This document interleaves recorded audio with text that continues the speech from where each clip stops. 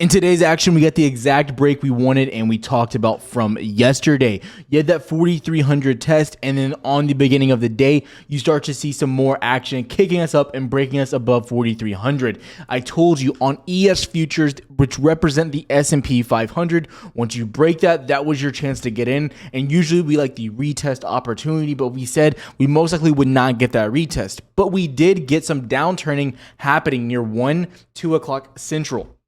Now, that's the first thing I want to talk about here. This is what really started to hit us. We had China's ambassador accusing the U.S. of escalating the crisis over Taiwan, and China already started sanctioning some of Taiwan's leaders. This is very important to know with everything happening right now. But before we go any further, I have to ask you considering two things: liking and subscribing. Every single day I'm talking about these stocks you need to be going over so you can make money in this market and how the futures are moving, the Nasdaq and the ES, which represent the SPY and QQQ. Once you look at this, this will tell you what you should be trading in the overall trend. Now let's get back to it. We went into here and we're seeing some pretty interesting volume all in all when we look at the day. Now the first thing I want to do, which is kind of abnormal, is look at Bookmap. Now when we're looking here, we talked about this specifically yesterday and kind of the past 2 days. So we started to see a little bit of slipping yesterday, but ultimately we pushed up almost the whole day. It was just green the whole way through. But see this red line right here, which is also green, you'll see when it flips into green, it means bulls are in control. Under this, it means bears are in control as far as volume goes. It's important to know that even though more sell orders may come in, you can still see the overall volume of those orders coming into the downside. But if the buyers have more overall power, which you're seeing here, bigger orders being filled, it's what will push you up. So you've seen that overall decline in volume back and forth all day, very choppy. However, you were not seeing any of these icebergs, the blue line, which is something we talk about very often here. You were not seeing any to the downside. In fact, near the end of the day, once again, what happened? Massive buying. So this tells me, in my opinion, that there were no major sellers on the market, and it looks like people were just getting shaken out from that China news. I don't care about anything else. That's what I was looking at on the market for the day. So when we go back to this chart, what do we like here? We like that you're above 4,300. You ended the day on top of 4,300 and you're holding key levels there. And then every time we're coming down, you can see buyers holding you back up, indicating the buyers are in control at this level, in my opinion. So going into tomorrow, I think we have to look at the thesis of more upside in particular. Now, I will say ES was the main course on the menu here today. Nasdaq, once again, we talked about this. You started to push up, you finally get that key break, and then the China news pushed you down. So then when you started coming back down, obviously you're still back at that resistance, but it still shows you that right now ES was more important. And what I want to show you really quick is showing you how the SPY and QQQ, Nasdaq and S&P 500 are more in touch with each other here. So what do I mean by that? When we go to the daily chart, we were looking at this key resistance, right? And we've been above this resistance for almost 2 days now. Basically 13.55, 13.6. Now, when you go to ES, what's going on here? You're actually still at the top of that range, but you're getting very close to what NQ is doing. This is why we like it. Now we're getting back into that range to where they're moving very similar. That's when markets become easier to trade, and it's specifically around equities. So when we're talking about Apple, Google, Nvidia, Amazon, any stocks we're liking to trade, you're going to get better movement once these are in line with each other, because the market becomes more predictable to predict and getting better plays and more follow through. You're not having one get to resistance and one have more room. So sometimes you get to the area to where it can affect your accuracy. But fortunately for us, we've known what to look at for the past few days and kind of weeks. Now the big play here was a surprise. It was Dow. Dow had a day here, and we're going to talk about some stocks here and what we traded here in Discord.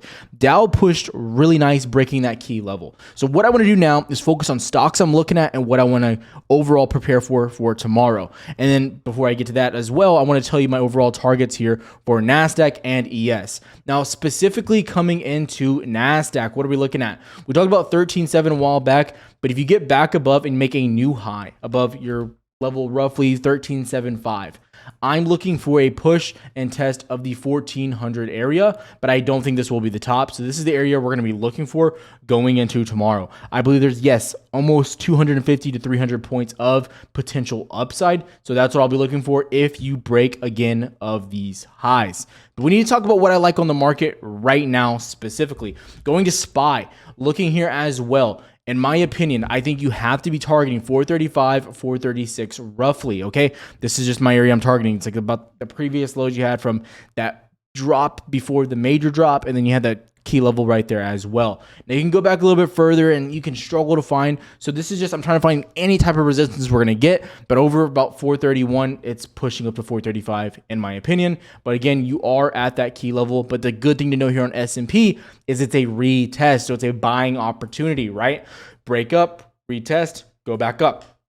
That's the movement we want to see here. Okay, now stocks I'm liking right now. I'm going to go over what we traded specifically in Discord. Now, for the past few days, I talked about Target, and congratulations if you played that play. I'm going to go back and show you exactly where we entered, what we were looking at, and everything like that. So Microsoft, and then we had Target right here. So we got in on roughly August 11th. This is my favorite position. I told everyone immediately I started buying just heavy into these. So off the bat, I bought 10 and I started adding more down the road as well. Now, these went from 263 a contract. Today, what did they hit? I told you people on Walmart, that's what we were looking for here. The contract went to 660 to 670. And where did we go on this chart? Target. Boom. You went from our entry point, which I mentioned here as well, being a great opportunity, and the contracts the next day were at the same price, even though you popped up. Right here, you went from 169, our key level, all the way to 184. As we zoom back, what were we looking at? Going to the daily chart. And these are the plays I'm talking about. We got above our key level back here. That previous low from December 2020. That's what we were looking at. Once you mounted, boom, it was off to the races. Now, I think there's more plays in the books here and more plays in the works. Going in here as well, we were watching Dow. What were we looking for here? We got some CAT 200 calls for next week at 206. I'm going to tell you exactly why here in a second. Those ended up running quickly 30% and got to highs of 40% at roughly 2.8. I ended up cutting half of mine at 260 and the rest around the 280 range, up 40% as well. Point here, you do not need to be taking a bunch of trades every day, people. We took one trade today. That was the 40%. We took the target a few days ago. That was a swing trade. Almost 300%. We are killing it on these plays, and you don't need to be overcomplicating exactly what's happening. Stop overcomplicating it. Take a few good trades that are going to perform for you over and over. Next up is going to be Microsoft. I keep talking about this one, and I mentioned it yesterday as well. On the 5-minute chart, what are we looking at? We got above our key level. Once again, about 290. It was actually 289.5.6. You got above this and you're making higher lows across the board, really starting to wedge off here as well. So we can see exactly what's happening, the same exact trend happening here as well. Something that we saw happening here as well.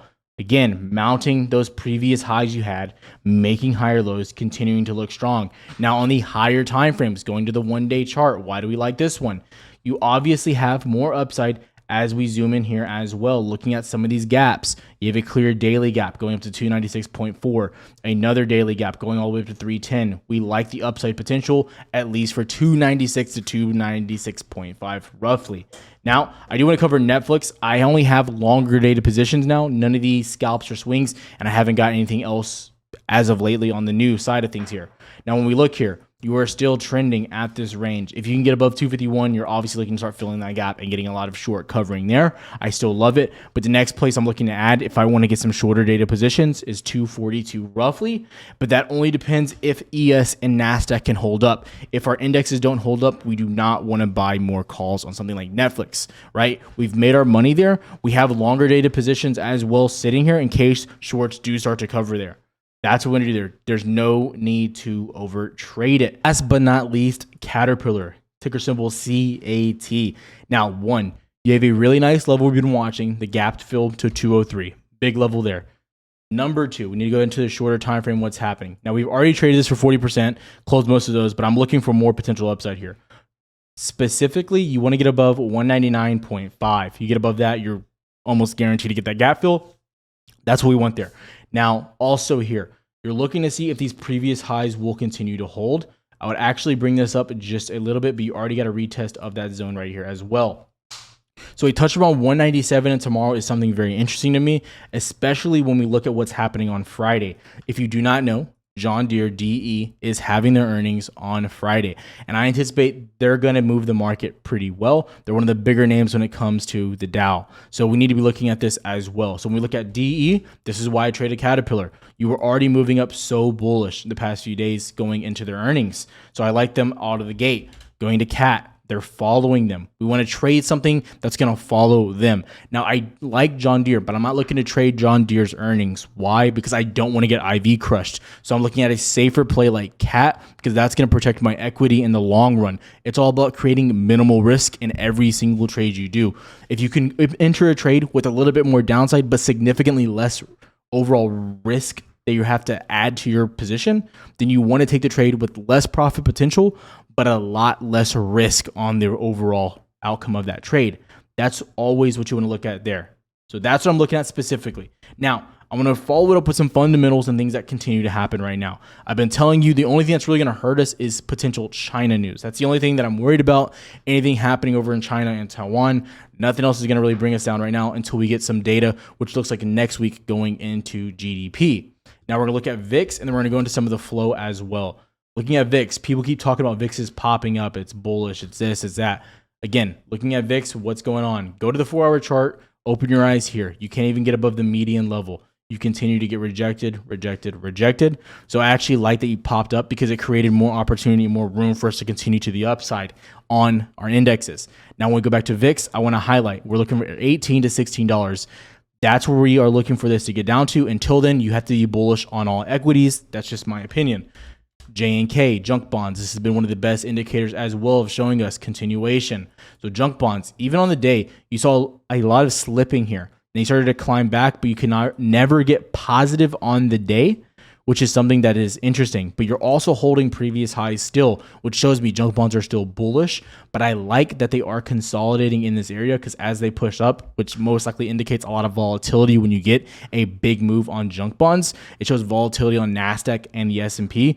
That's what you want to see for opportunity. So even though we're inching up, which is still great for our stocks, obviously showing you some of the gains we had, what you want to be looking at is when we start to get some of this volatility on something like junk bonds, volatility on VIX, volatility on overall the big movers, things that really matter. And these indicators still show that we're consolidating and preparing for another leg up, which coincides perfectly with ES mounting the $4,300 level. So going into tomorrow, we like what we see here. We're looking for that test, obviously, in 98.4. We've had this on the range and as a target for a while now as well. Last but not least, DXY.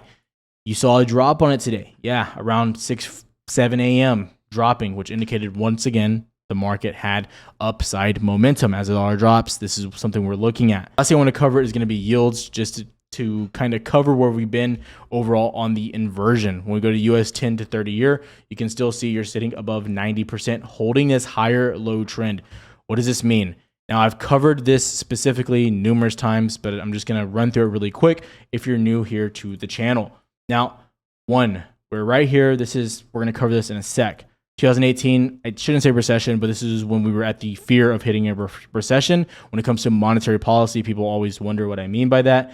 Chances are you just don't really understand the process that happens with a recession and what leads to it. But ultimately, we were having a really big issue here, which was very similar to something like the housing bubble when it comes to what was happening with overall financials and loans being lent out. That was a really big issue going on there. But it wasn't specifically with the housing market. Right here, it was a total different scenario. Now, what happened was Trump did a few things. He got America spending. It stimulated the economy. We were able to fight it off. You dropped down because of COVID, boom, tanked. And then what happened? You started pumping right back up. The issue here was we had to keep pumping money out to people, and that's why all of this just went up rapidly. Which, when you look at this, going back to any other type of quote-unquote recession that we were preparing for, nothing ever happened this quickly. You can see this, the pace in which this is all happening, very slow. .com, housing, 2018, boom, this.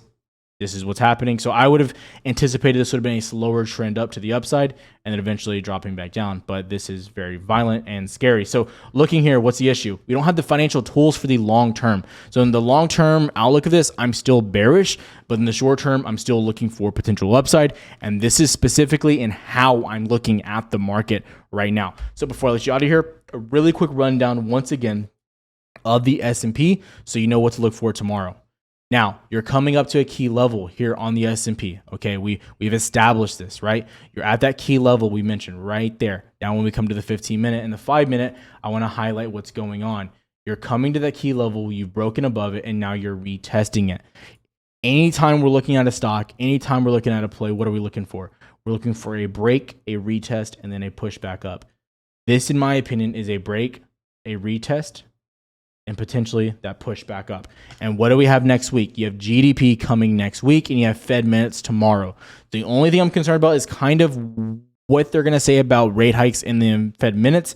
However, it's looking more and more like Fed minutes will be bullish based on what's happening with midterms and what they're setting up for with these elections coming in right now and how important they are. So me kind of coming at this from a bird's eye view, I'm a little bit concerned. However, when I look at Fed minutes from a perspective of what's happening with our overall political system and where we're sitting at with Biden's approval rating and how it's rising rapidly as midterms approach, I have to say this is a pretty important time, and I couldn't see them trying to hurt the economy right now, specifically from the Fed's point of view. So what am I looking for? A break. We already got the retest. Boom. We're looking for more upside up to 435.5, 435.6. See you tomorrow, traders.